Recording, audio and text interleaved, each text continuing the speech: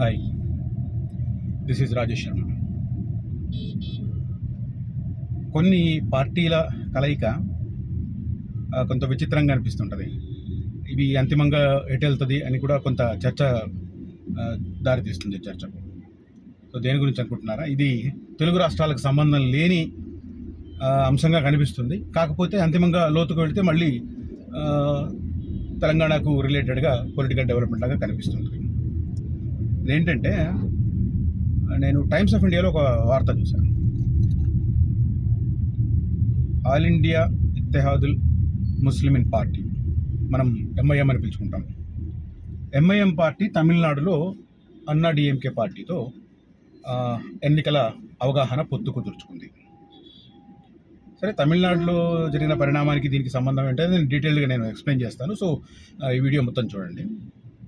So అల్టిమేట్గా అక్కడ మొన్నటి వరకు ఎన్డీఏలో ఉన్న అన్నా డిఎంకే పార్టీ, గతంలో జయలలిత పార్టీ, ఇప్పుడు తెలుసు మనకందరికీ అక్కడ పరిణామాలు. సో ఎంఐఎం పార్టీతో అన్నా డిఎంకే పార్టీ పొత్తు మొన్నటి వరకు ఎన్డీఏలో ఉంది.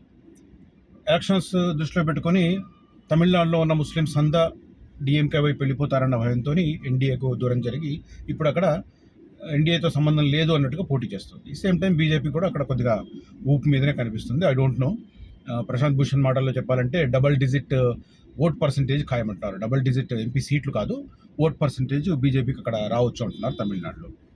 సో ఈ నేపథ్యంలో ఇప్పుడు ఎంఐఎం అన్న డిఎంకే పార్టీ కలవడం అనేది కొంత ఇంట్రెస్టింగ్. దీన్ని ఎట్లా చూడాలి? అక్కడ డిఎంకే వైపు పోతున్న ముస్లిమ్స్ని అన్న డిఎంకే వైపు లాగడానికి ఈ పొత్తు ఉంటుందేమో అన్న ఒక అంచనా.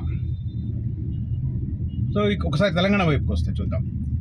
ఎంఐఎం పార్టీ మొన్నటి వరకు, అంటే బీఆర్ఎస్ అధికారంలో ఉన్నన్ని రోజులు బీఆర్ఎస్ పార్టీకి ఫ్రెండ్లీ పార్టీ.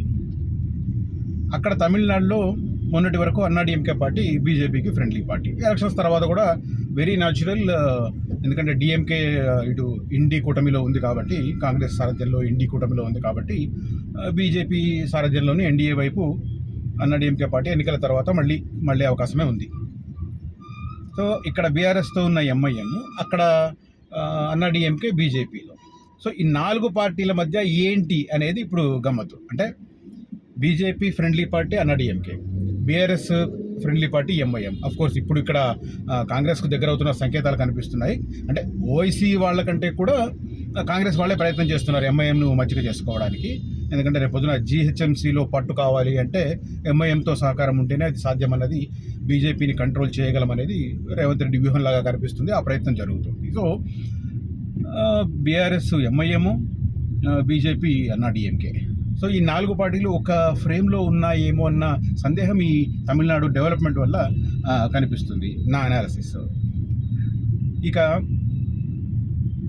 మన తెలంగాణకు సంబంధించి చూస్తే, తెలంగాణలో ఒక విచిత్రమైన వాదన, బీఆర్ఎస్ పార్టీ కాంగ్రెస్ బీజేపీ కలిపి ఉన్నాయని. అసలు అది హాస్యాస్పదంగా ఉంటుంది. జాతీయ స్థాయిలో ఆ లెవెల్లో వైరమున్న ప్రత్యర్థి పార్టీలు కాంగ్రెస్ బీజేపీ, బట్ బీఆర్ఎస్ నాయకులు ఆ 2 పార్టీలు కలిసి పనిచేస్తున్నాయి బీఆర్ఎస్ను బొందబెట్టడానికి అని చెప్పి కామెంట్లు చేస్తుంటారు. అది కొద్దిగా హాస్యాస్పదం అనిపిస్తుంది, నవ్వు కూడా వస్తుంది అప్పుడప్పుడు.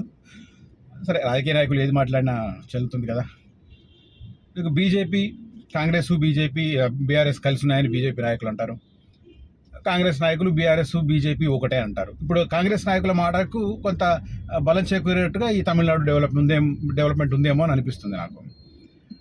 సో అంతిమంగా ఎన్నికల తర్వాత, తెలంగాణ ఎన్నికల తర్వాత, తెలంగాణలో ఎంపీ ఎలక్షన్స్ తర్వాత 2 పార్టీలు మిగులుతాయా, 3 పార్టీలు కూడా, 3వ పార్టీ కూడా మనుగడలో ఉంటుందా అనేది కొంత ఇంట్రెస్టింగ్ చర్చ జరుగుతుంది. మొత్తం ఇది తమిళనాడు డెవలప్మెంట్ మాత్రం కొంత ఇంట్రెస్టింగ్గా చెప్పుకోవచ్చు. కాంగ్రెస్ పార్టీ నాయకులు ఏదైతే చెప్తున్నారో బీఆర్ఎస్ బీజేపీ ఒకటేనని, అంతిమంగా అది జరగబోతుందా అన్న ఇండికేషన్స్ ఈ తమిళనాడు నుంచి మొదలైనట్టు అనిపిస్తుంది. ఎందుకంటే అక్కడ ఎంఐఎం అన్నా డిఎంకే ఫ్రెండ్లీ పార్టీలుగా మారాయి. ఎంఐఎం అంతిమంగా బీఆర్ఎస్కే దగ్గర ఉంటుంది. సో బీఆర్ఎస్ బీజేపీ ఎంఐఎం అన్నా డిఎంకే ఇదంతా ఒక టీమా అన్న సందేహం కలుగుతుంది. అఫ్కోర్స్ ఇదంతా ఊహాగానమే అనుకో, బట్ ఒక పాసిబిలిటీస్ అయితే అట్లా కనిపిస్తున్నాయి. అయితే ఇక్కడ బీఆర్ఎస్ బీజేపీకి దగ్గర అవుతుంది అనడానికి ఎలక్షన్స్ దాకా మనం క్లారిటీ ఇవ్వలేం. ఎలక్షన్స్ తర్వాత అయ్యే ఛాన్సెస్ ఉన్నాయి. ఎందుకంటే కనీసం కూతురు కోసమన్నా కేసీఆర్ కాంప్రమైజ్ అవుతారేమో, కనీసం ఒక 3-4 ఎంపీ సీట్లు గెలిస్తే ఆ స్కోప్ కనిపిస్తుంది. బట్ 1 లేదా 0 గనక బీఆర్ఎస్ పరిమితమైతే ఎంపీ సీట్లలో, ఇక ఆ తర్వాత కాంగ్రెస్ వర్సెస్ బీజేపీ తెలంగాణలో కంటిన్యూ అయ్యే స్కోప్ ఉంటుంది. Let us wait and see till June 4th. ఏదో ఈ అన్నాడీఎంకే అండ్ ఎంఐఎం పొత్తు తర్వాత నాకు ఇది కొద్దిగా అనాలిసిస్ అనిపించింది, చేయాలనిపించి వీడియో చేస్తున్నాను. If you like this video please subscribe my channel. Thank you so much.